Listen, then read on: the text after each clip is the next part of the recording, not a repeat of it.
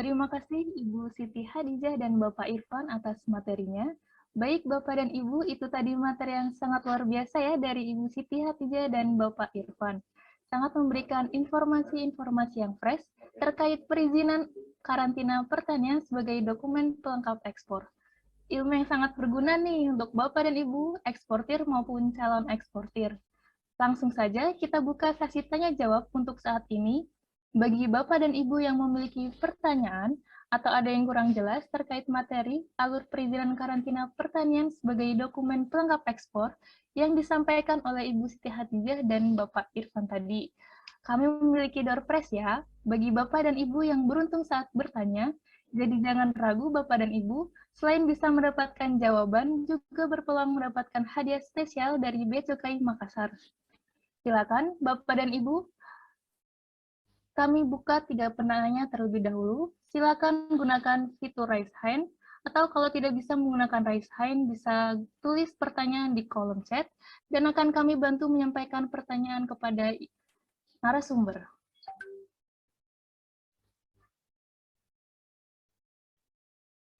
Penanya pertama ada Bapak Akbar.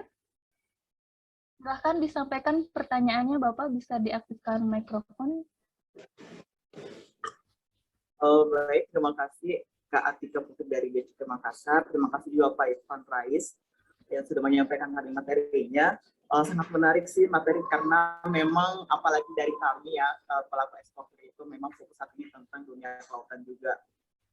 Nah di sini tadi dari penjelasan Bapak ada beberapa yang saya tanyakan karena tadi Bapak menjelaskan alurnya. Nah di sini saya sudah mencatat beberapa hal dalam pengecekan ataupun karantina yang akan diekspor berupa ikan ataupun sebagainya macam itu, apakah ada memiliki batasan sampel yang akan dikarantina tersebut, dan kemudian untuk pengecekan tersebut itu berapa lama waktu yang dibutuhkan untuk proses pengecekannya, karena takutnya kan biasanya dari ekspor itu memiliki jangka waktu tersendiri untuk pengiriman barang. Nah, kemudian yang kedua, untuk pengurusan berkas tersebut, apakah membutuhkan waktu yang lama juga untuk proses administrasinya seperti itu? Mungkin saja sih Pak, kurang lebih seperti itu dulu. Nanti tanyakan lagi kalau masih ada yang kurang. Terima kasih.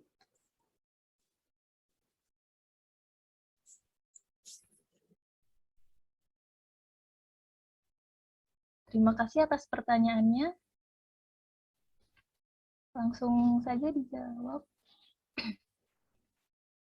oleh Bapak Irfan.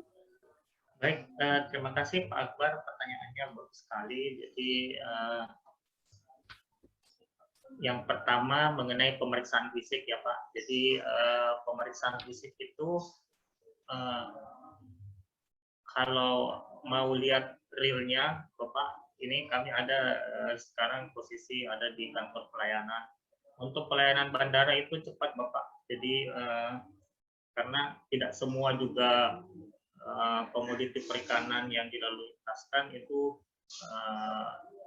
harus diperiksa semua. Jadi kami mengambil sampel beberapa box untuk kami lakukan pemeriksaan fisik. Pemeriksaan fisiknya ada di kantor pelayanan ini, sekalian juga dengan tempat penerbitan health certificate. Jadi sekalian mengurus health certificate-nya, sekalian juga pemeriksaan fisiknya selesai di sini, itu bisa dilaksanakan di sini. Kemudian untuk melalui pelabuhan laut, pengawasan staffing juga kami ada petugas pengawasan staffing di wilayah kerja Pelabuhan Makassar, itu setiap hari mengecek pelayanan pengawasan staffingnya. Jadi berapa lamanya mungkin tergantung dari kesiapan eksportirnya sendiri. Kadang mungkin kontainernya belum ready atau mungkin seperti apa, tapi petugas dari wilayah kerja Soekarno-Hatta Pelabuhan Makassar itu setiap hari melakukan pengawasan fisik, baik itu secara langsung maupun pada kondisi pandemi seperti sekarang ini.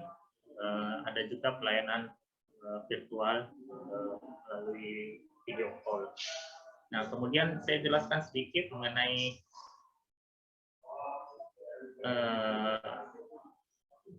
alur proses ya.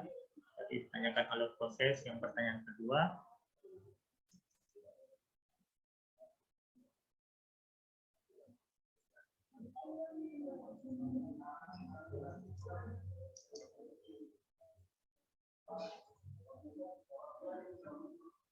yang ini berapa lama penerbitan sertifikat. Jadi pada prinsipnya Bapak, penerapan sertifikasi HACCP maupun CKID ini itu telah dilakukan sebelum permohonan. Jadi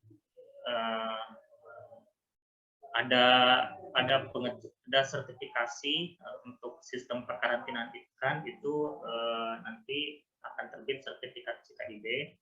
Kemudian untuk sistem jaminan mutu dan keamanan hasil perikanan itu akan terbit sertifikasi HACCP. Nah, ini sebelum para eksportir melakukan kegiatan ekspornya. Kemudian pengujian mutu juga, pengujiannya ini tidak kalau dulunya itu berbasis end product inspection. Jadi ketika para eksportir mau melakukan ekspor, baru diambil sampel, dilakukan pengujian mutu, mungkin beberapa hari untuk pengujian mutu dan pengujian PIK-nya, baru bisa terbit dan sertifikat. Nah, sekarang tidak seperti itu. Jadi untuk sistem end product inspection itu kita rubah menjadi in process inspection. Jadi kami melihat prosesnya itu seperti apa di eksportir itu melalui sertifikasi HACCP maupun CKID ini. Kami melakukan penilaian bahwa prosesnya itu telah memenuhi persyaratan sistem perkarantinaan ikan dan mutu dan keamanan hasil perikanan. Nah, pengujian mutu ini tinggal mengecek, memverifikasi bahwa memang benar secara laboratoris itu telah memenuhi persyaratan sistem perkarantinaan ikan dan mutu keamanan hasil perikanan. Nah, ini juga tidak setiap saat nanti pada saat mau ekspor. Jadi ada jangka waktunya tergantung grade yang diperoleh para eksportir pada saat inspeksi HACCP maupun CKID itu. Jadi untuk grade A misalnya, contohnya itu hanya 2 kali dalam 1 tahun. Jadi pengujian uji mutunya ini hanya 2 kali dalam setahun. Selama setahun itu boleh melakukan ekspor kapan saja. Jadi pada prinsipnya untuk penerbitan health certificate ini cukup cepat karena pelaku usaha cukup melakukan permohonan, sertifikat asapnya maupun CKID-nya telah ada sebelumnya, hasil uji laboratorium telah ada sebelumnya, cuma pengecekan fisik. Jadi permohon ada cek fisik, terbit hasil. Jadi yang real prosesnya untuk kalau mau ditanyakan berapa lamanya, kami ada norma waktu pelayanan itu selama 54 menit. Mungkin bisa menjawab Bapak.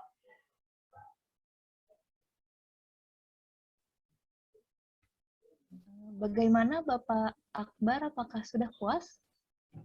Oke, terima kasih Mbak. Untuk persiapannya Mas, Pak Irfan, itu kira-kira maksudnya sebelum kita pengurusan dokumen itu kira-kira ada konfirmasi dulu ke pihak balai karantina atau gimana? Biar kita ada persiapan waktunya, baru berkas-berkas apa saja perlu dipersiapkan atau gimana? Maksudnya ini berkas untuk apa Bapak? Misalnya kan, misalnya saya mau mengajukan untuk pengujian karantina, misalnya ikan kayak gitu. Nah, untuk mengajukan tersebut itu butuh butuh konfirmasi lebih awal atau langsung saja membawa berkas atau gimana? Atau langsung atau seperti apa, Pak? Oh ya, jadi untuk pengujian laboratorium ini, jadi sampel uji itu nanti diambil oleh petugas karantina. Kenapa harus petugas karantina yang ambil? Karena kami mau memastikan bahwa sampel yang diambil itu mewakili populasi yang ada di anggaplah di pabrik ikan para eksportir. Tentu perlu konfirmasi kepada pihak karantina karantina. Jadi karena supaya kami bisa mempersiapkan petugas untuk pengambilan sampelnya, mempersiapkan laboratorium yang melakukan pengujian, itu tentu perlu konfirmasi kepada pihak karantina. Begitu Bapak Akbar. Terima kasih Pak. Sama-sama Pak Akbar. Baik, kita lanjutkan ke pertanyaan selanjutnya. Ada penanya kedua, ada Bapak Rudi dari PT Malino. Bisa diaktifkan mikrofon dan kameranya, silakan.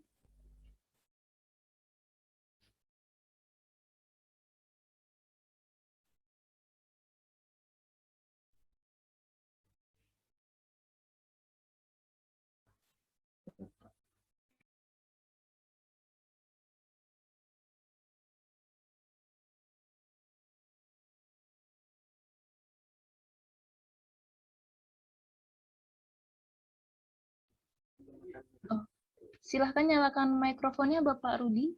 Ya, selamat siang Bu, terima kasih untuk acara ini. Saya mau bertanya, saya Rudi dari PT Malino Forwarding.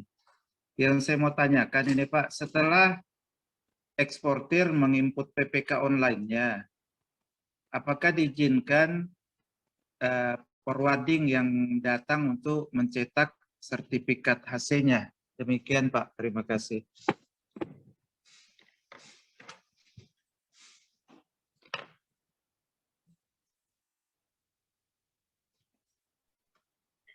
Baik, langsung saya jawab Mbak Putri ya. Ya, terima kasih Pak Rudi. Salam, mohon izin, salam kenal. Jadi untuk permohonan itu permohonan karena dia melalui sistem online, jadi masing-masing eksportir itu telah memiliki akun online yang bisa diinput sendiri. Itu menggunakan user ID dan password. Jadi karena menggunakan user ID dan password, kami mau memastikan bahwa benar yang melakukan permohonan itu adalah eksportir yang bersangkutan. Nah, setelah dilakukan permohonan, ada proses terbit sertifikat. Untuk pengambilan health sertifikatnya ya Pak Dodi ya, bisa saja diwakilkan oleh mungkin forwarder atau PPCK yang melakukan yang membantu pengurusan dokumen eksportir itu tentunya menggunakan surat kuasa bahwa benar para eksportir ini menguasakan kepada pihak PPJK ataupun forwarder untuk melakukan pengambilan sertifikat health sertifikatnya. Tidak ada masalah Bapak. Siap. Siap. Terima kasih Pak penjelasannya. Sama-sama Pak Rudi. Izin Mbak Atika dari Bu Ija. Selanjutnya.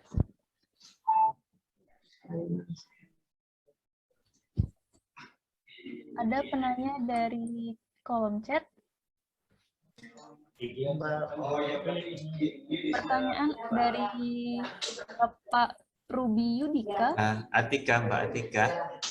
Atika. Ibu Ija mau menambahkan kayaknya. Ya, izin Pak. Ada Mbak Atika. Silakan Bu. Ya, makasih kesempatannya. Saya hanya menambahkan izin ya Pak Irfan terkait dengan makasih Pak Rudi atas pertanyaannya. Jadi saat ini seperti tadi sampaikan Pak Irfan, teman-teman pengguna layanan baik eksportir maupun PPJK, kami sudah memiliki fasilitas layanan online. Layanan online ini dimanapun, kapanpun teman-teman bisa melakukan permohonan yang tadi sampaikan Pak Irfan maupun pengambilan sertifikat. Di layanan SIPETA, Sistem Pelayanan Tanpa Tatap Muka, di situ ada portal yang sudah kami kerjasama dengan PT Gojek bisa melakukan penjemputan pengambilan sertifikat dokumen karantina ikan apabila Bapak-Bapak Ibu tidak sempat ke kantor. Itu ada layanan kami yang kami sudah kerjasama dengan PT Gojek.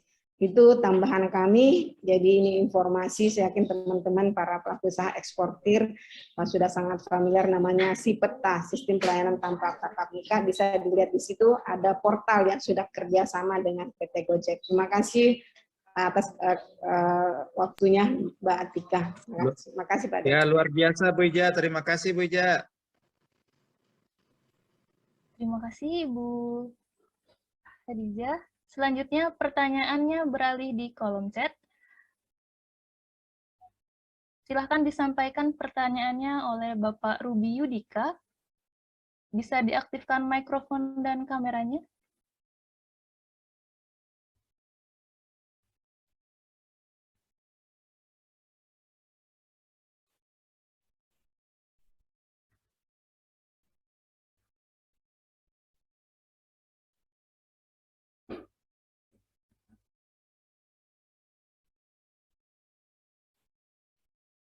Bisa dinyalakan mikrofonnya Bapak Ruby. Oke. Oke, selamat pagi. Saya dari Jakarta ini kebetulan, ya. Saya juga dosen pengajar di Sekolah Tinggi Ilmu Maritim, kampus AMI. Tertarik saya dengan mengenai karantina ikan ini. Saya ingin tanya mengenai biaya ya, biaya untuk karantina ini. Seperti apa itu ya? Misalnya, apakah berdasarkan dokumen, apakah berdasarkan jumlah barang? Saya kira itu, Bu Atika, terima kasih. Boleh langsung dijawab oleh Bapak Irfan. Atau Ibu. Baik, terima kasih Pak Ruby, pertanyaannya bagus sekali. Jadi untuk biaya pengurusan health sertifikat ini ada peraturan pemerintah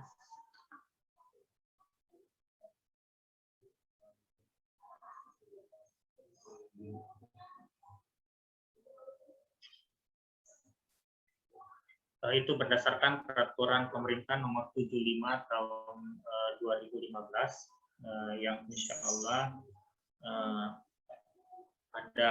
akan diperbarui kembali.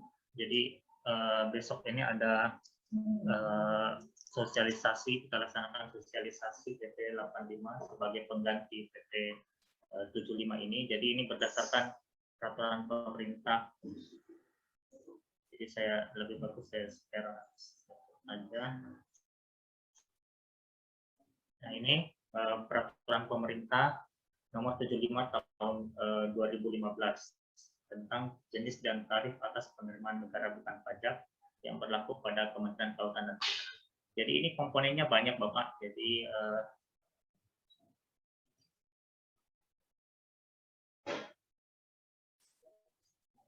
kapal untuk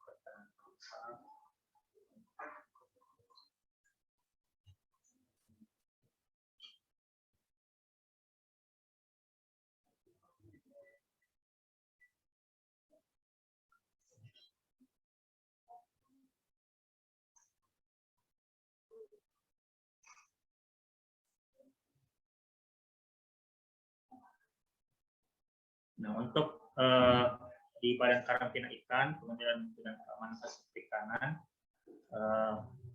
pertanyaannya Bapak, apakah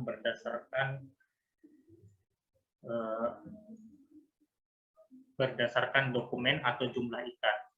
Jadi jumlah ikan ini ada, jumlah ikan anggaplah misalnya untuk bisnis ikan bersirip itu untuk induk per ekornya itu Rp1.000 per ekor.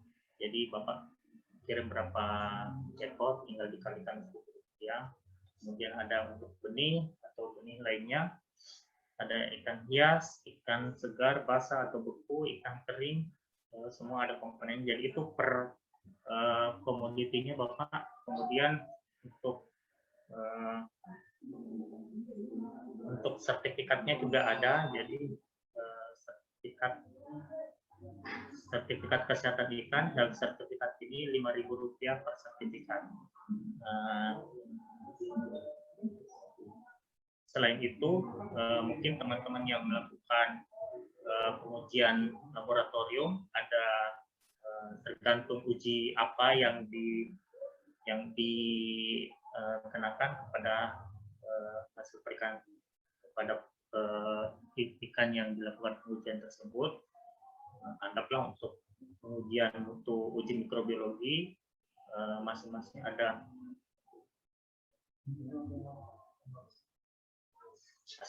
yang baru, tapi ini yang masih digunakan saat ini apa?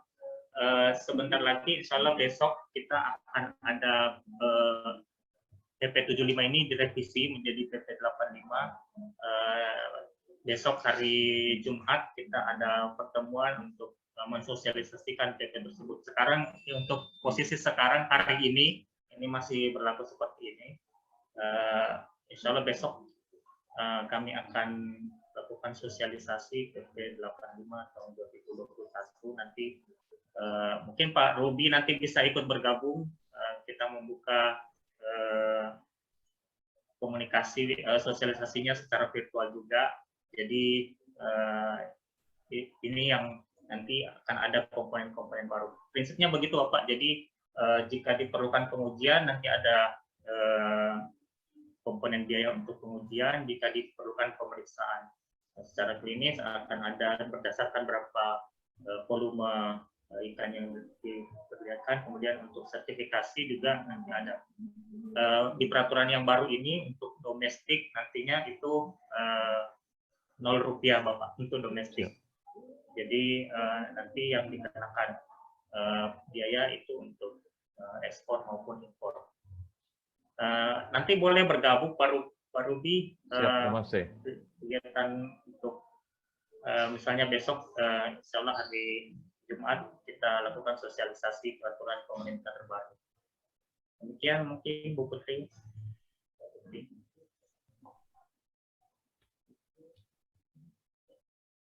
Terima kasih.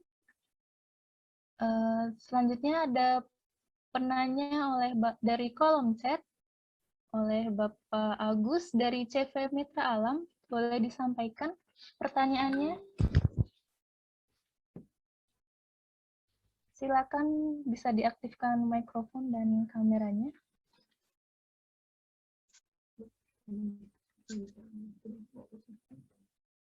Selamat pagi, Pak.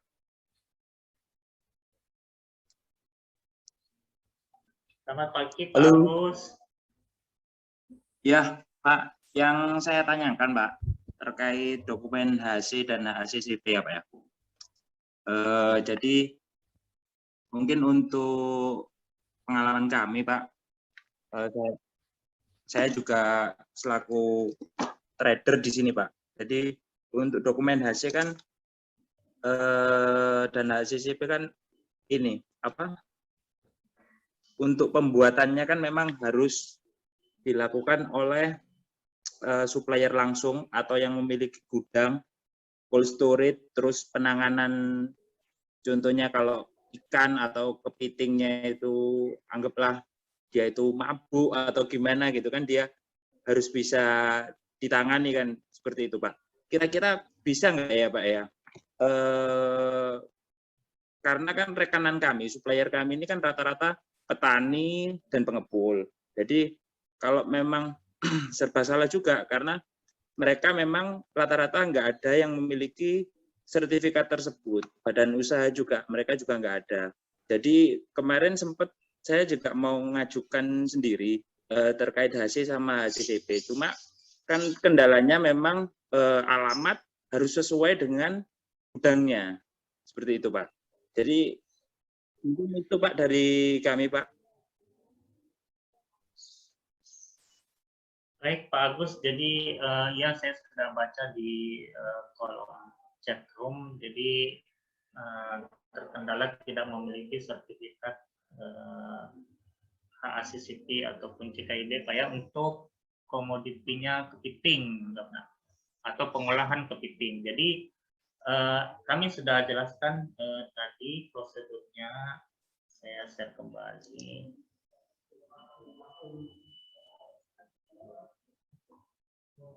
Nah, jadi ini ada surveillance untuk penerapan sertifikasi HACCP maupun CKIP. Jadi kami menerbitkan health certificate itu menyatakan bahwa produk yang dilalu lintaskan ini telah memenuhi persyaratan karantina ikan dan mutu serta keamanan hasil perikanan. Nah, untuk menilai apakah komoditi ini telah memenuhi persyaratan perkarantinaan ikan dan mutu hasil perikanan, kami melakukan proses yang saya sebutkan tadi, in process inspection.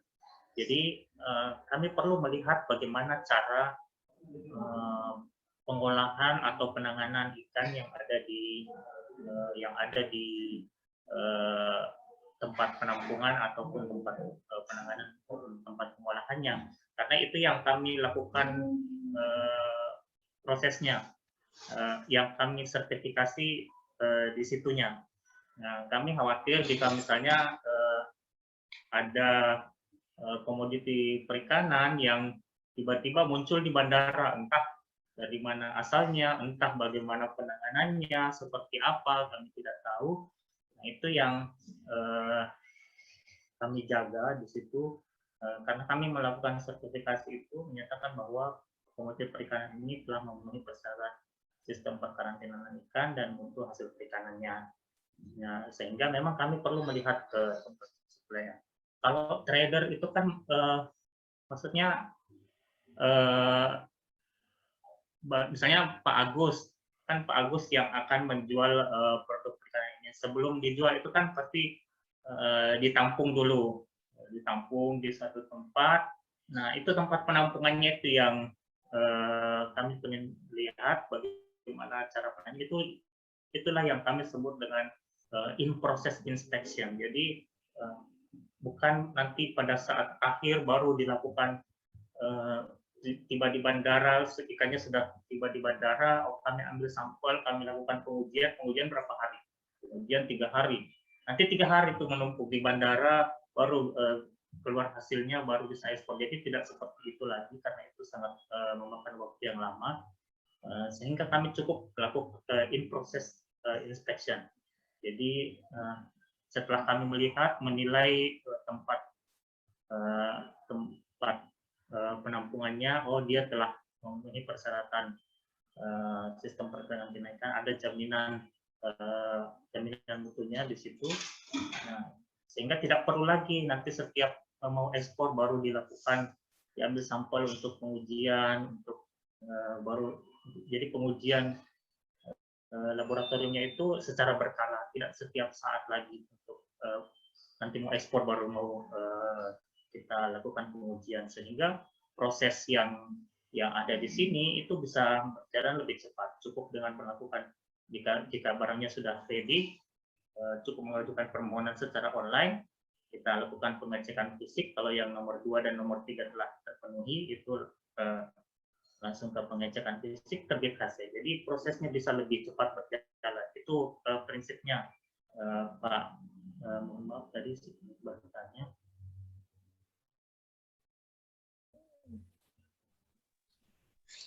Jadi, bagaimana Bapak Agus? Apakah sudah? Bapak Agus ya? Iya Pak, terima kasih Pak. Mungkin ada tambahan sedikit Pak ya. Ini tadi kan yang disampaikan Bapak kan memang terkait apa? Mungkin pengecekan saat pengolahannya seperti apa gitu kan ya. Kalau ini barangnya anggaplah komoditasnya kepiting hidup gitu, itu kan memang sebenarnya nggak ada pengolahan kan di situ Pak. Itu apa tetap ya Pak ya?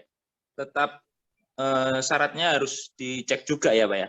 Karena terus terang kalau kami sebenarnya kalau gudang ada Pak, cuma kan memang nggak ada cold storage di situ. Sedangkan seperti kayak yang sama HACCP itu kalau nggak salah kemarin saya sempat sharing sama karantina, itu harus wajib ada cold storage. Padahal kan kepiting yang mau kita ekspor ini itu dalam kondisi hidup, bukan frozen gitu loh Pak. Baik.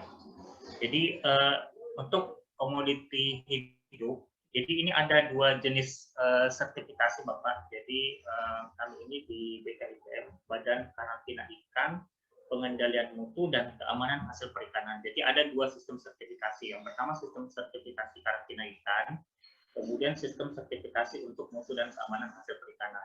Nah, yang Bapak sebutkan tadi memiliki cold storage dan sebagainya itu untuk sertifikasi mutu dan keamanan hasil perikanan. Jadi dia biasanya untuk ikan yang mau langsung dikonsumsi oleh manusia itu harus dia bebas formalin, dia bebas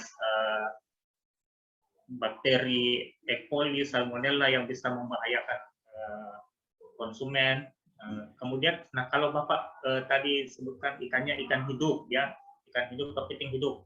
Nah itu sistem yang digunakan bukan sistem mutu dan keamanan hasil perikanan, tetapi sistem perkarantinaan ikan.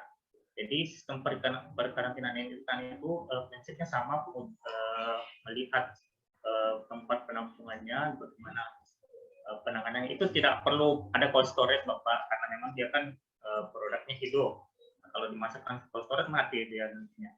Jadi untuk sistem perkarantinaan ikan ini kan tetap ada proses di situ ya Bapak, dari pengambilan masuk bahan baku, mungkin perlu diistirahatkan dulu, kepitingnya harus ada tempat biasanya dimandikan ya, dimandikan dengan air laut, kemudian jadi proses itu harus memenuhi sistem perkarantinaan ikan Bapak. Jadi jangan sampai ada wabah yang menyebar di sistem pengolahan itu, atau mungkin ada kontaminasi wabah yang bisa nanti membahayakan, bisa menyebarkan ke tempat lain. Itu yang kami jaga. Jadi tetap ada kunjungan lapangan, tidak perlu cold storage karena memang tidak menggunakan cold storage, tapi dia tetap ada kunjungan lapangan menilai sistem perkarantinaan ikannya. Seperti itu Pak Agus. Baik Pak, mungkin bisa ini Pak, nanti saya minta terkait dengan standarisasi, anggaplah yang di gudangnya tadi Pak, harus ada apa aja gitu, bisa nggak ya Pak ya? Oh boleh Bapak, jadi itu persyaratan untuk sistem perkarantinaan ikannya Bapak ya. Mungkin Betul, Pak. Bapak Ibu kalau misalnya kita nanti butuh komunikasi, bisa mencatat nomor HP saya, nanti bisa kita komunikasi Bapak Agus, nanti saya bisa share sistem standarnya itu seperti apa. Jadi bisa dicatat mungkin nomor saya di 0811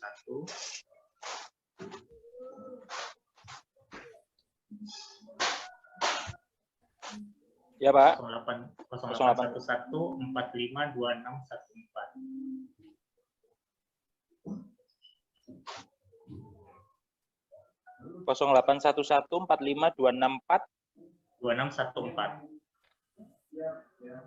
Baik Pak. Terima kasih Pak. Baik Pak Agus, nanti sama-sama kita bisa bertukar informasi seperti apa, solusinya bagaimana.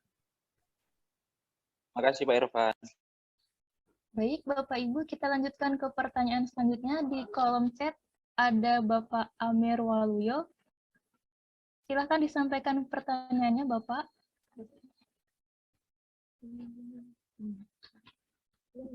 Bisa diaktifkan mikrofon dan kameranya.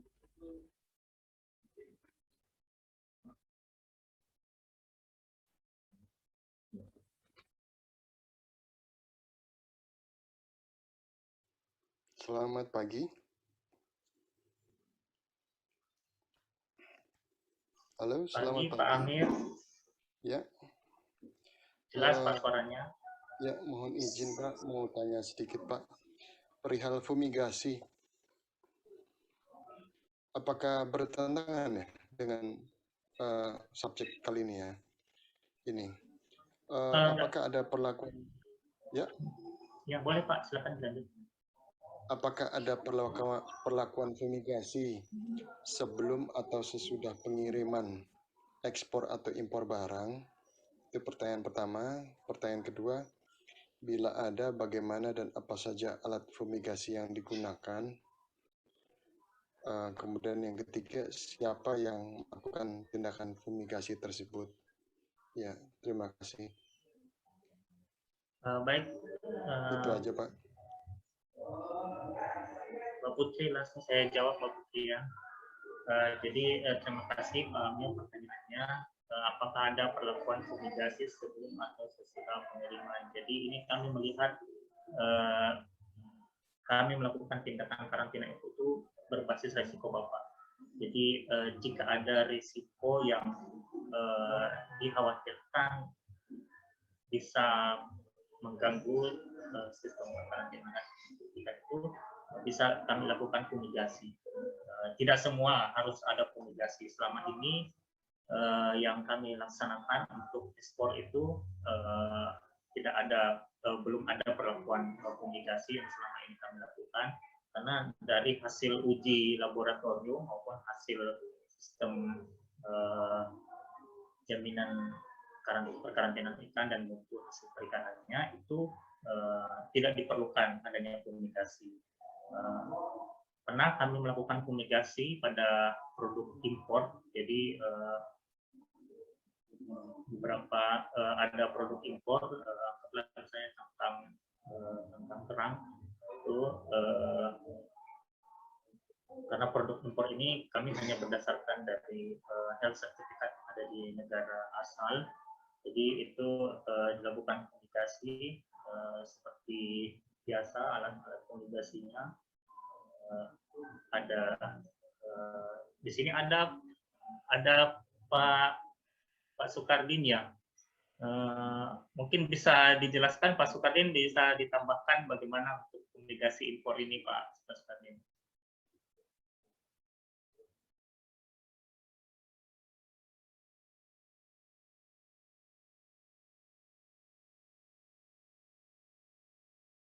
Ya, jadi secara umum seperti itu Bapak, fumigasi akan dilakukan apabila diperlukan. Jadi tidak semua juga memerlukan fumigasi. Selama ini yang untuk ekspor itu belum pernah kami lakukan tindakan fumigasi. Demikian Pak Amir, mungkin apa bisa menjawab Pak? Oh, ya. Oke Pak, cukup Pak. Terima kasih. Sama-sama Bapak. Baik, kita lanjutkan ke pertanyaan selanjutnya oleh Saudara Legi Wiyandri. Silakan disampaikan pertanyaannya. Diaktifkan mikrofon dan kameranya.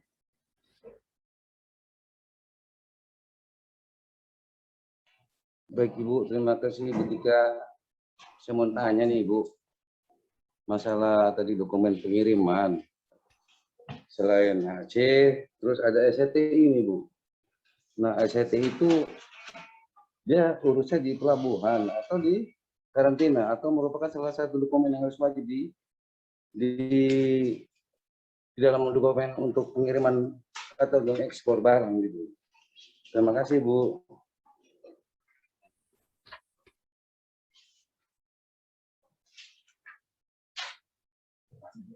Baik Pak Legi ya Pak ya, saya panggil Pak Legi aja. Jadi untuk SHTI, sertifikat hasil tangkapan perikanan. Nah, SHTI itu biasanya diterbitkan oleh sah bandar pelabuhan, Bapak. Jadi di pelabuhan perikanan, bukan di karantina ikan. Nah, apakah itu diwajibkan? SHTI itu wajib diurus jika diperlukan oleh negara importir. Jadi tergantung permintaan dari negara importirnya. Ada yang perlu SHTI, ada yang tidak perlu. Jadi tergantung dari kemana Bapak mau melakukan ekspornya itu. Biasanya SHTI itu diperlukan untuk ekspor yang ke Uni Eropa, Bapak. Jadi jika misalnya ekspornya ke Uni Eropa, cuman siapa tahu ada negara lain selain Uni Eropa, jadi sebelum melakukan ekspor perlu komunikasi juga dengan buyernya di sana, dokumen-dokumen apa saja selain health sertifikat yang dibutuhkan di negara importir, sehingga pada saat impor nanti di negara tujuannya itu tidak mengalami kendala. Seperti itu, apa bisa menjawab Bapak? Apa kita masih kurang jelas?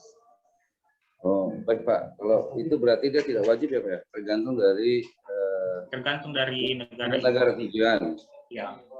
Oke Pak, kalau gitu. Terus kedua Pak, sekarang Pak saya mau nanya itu masalah SKP itu Pak. SKP itu karena SKP masa berlakunya tidak sama dengan HC. Jadi dia jika salah satu dia tidak mati, apakah perpanjangannya kan tidak sama Pak? Gimana kalau bisa dia ada aturan yang menyamakan? Jadi misalnya sama-sama gitu masa-masa berlakunya gitu Pak. Terima kasih Pak. SKP, sertifikat kelayakan pengolahan ya Bapak ya. Ya, jadi memang ini ada perbedaan masa berlaku karena yang menerbitkan kedua sertifikat ini juga berbeda. Kalau ACCP ini diterbitkan oleh BKIPM dan kenaikan masuk di kanan. Kalau untuk SKP ini diterbitkan oleh Direktorat Jenderal PDS, pengolahan daya saing, peningkatan daya saing hasil perikanan. Jadi memang kebijakannya memang pengambilan kebijakannya memang berbeda Bapak. Kami mengharapkan sekali ada sinkronisasi antara SKP dan sehingga tidak nantinya tidak menyulitkan Bapak ya. Mungkin saat ini SKP-nya harus diperpanjang, misalnya berlakunya 2 tahun belum diperpanjang atau mungkin tidak bersamaan. Jadi kami sangat mengharapkan Bapak teman ini bukan di ranah kami, mungkin di tingkat yang lebih tinggi karena ini pengambilan kebijakannya masing-masing eselon 1. Jadi mungkin untuk pengambilan kebijakannya ini bisa di tingkat atasnya eselon 1. Tapi kami akan sampaikan pusat Bapak permasalahan-permasalahan yang ada di lapangan. Cukup banyak yang menyuarakan adanya penyatuan seperti itu. Nanti mungkin kami akan coba sampaikan ke pusat Bapak. Mungkin seperti itu yang bisa kami lakukan. Oke Pak, kalau gitu terima kasih Pak informasinya dan semoga ada contoh yang masa berlaku ini. Thank you Pak. Sama-sama Pak. Wah, luar biasa ya partisipasi peserta ekspor assistance webinar seri keempat bersama BKIPM kali ini. Tapi karena ada keterbatasan waktu, kita cukup sesi tanya jawab kali ini. Untuk pertanyaan yang belum terjawab atau dapat disampaikan melalui grup ekspor asisten ya Bapak dan Ibu, akan kami bantu teruskan ke narasumber. Atau Bapak dan Ibu juga boleh menghubungi kita melalui akun Instagram @bcukaiMakassar. Silakan disampaikan pertanyaan Bapak dan Ibu.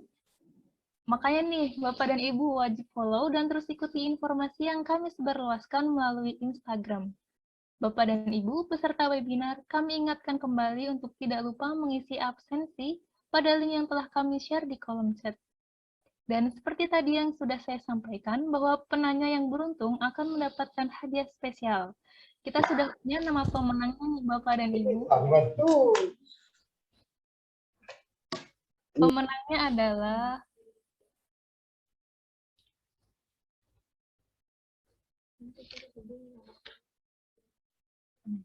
mantap, ini ada Pak Ruby Yudika, yang kedua ada Bapak Amir Waluyo, yang ketiga ada Bapak Legi Wiyandri. Pemenang hadiah silakan hubungi nomor Bea Cukai Makassar dengan mengirimkan alamat lengkap dan nomor telepon pada nomor WhatsApp 0811 400 212. Diulangi, 0811400212. Kami ucapkan selamat sekali lagi bagi peserta webinar yang menang. Dapat ilmunya juga dapat hadiahnya. Baik, karena kita sudah bagi-bagi hadiah, biasanya menandakan kita sudah ada di penghujung acara. Demikianlah rangkaian acara Ekspor Assistance Webinar Series seri keempat bersama BKIPM pada hari ini. Kami ucapkan terima kasih kepada Bapak dan Ibu sahabat Bea Cukai Makassar yang sudah mengikuti kegiatan dari awal hingga selesai. Semoga kegiatan ini menjadi media dan wahana bagi kita semua untuk menggali apa saja yang harus kita maupun pemerintah siapkan untuk memfasilitasi para pengusaha ekspor di Indonesia, khususnya di Sulawesi Selatan agar siap ekspor. Dan tentunya, sebagai penyelenggara kami berharap semoga kegiatan ini tidak hanya sampai di sini, namun kami harapkan Bapak dan Ibu untuk terus mengikuti kegiatan ini sampai series terakhir. Sebelum mengakhiri, jika Bapak dan Ibu memiliki kendala, bisa menghubungi kami di berbagai platform media sosial, mulai dari Instagram, Facebook, Twitter, WhatsApp official, serta ada klinik ekspor, dan tentunya juga dapat mengunjungi kami langsung ke kantor Bea Cukai Makassar dengan tetap mematuhi protokol kesehatan ya Bapak dan Ibu. Sekali lagi, kami ucapkan banyak terima kasih sudah bergabung dan sampai bertemu di Ekspor Assistance Webinar Series seri kelima minggu depan dengan menghadirkan narasumber dari Karantina Pertanian Makassar dan narasumber lainnya yang masing-masing mempunyai program dukungan untuk Bapak dan Ibu sekalian. Dan semua itu akan melengkapi puzzle kita hari ini. Akhir kata, wabillahi taufiq wal hidayah. Wassalamualaikum warahmatullahi wabarakatuh. Waalaikumsalam warahmatullahi wabarakatuh.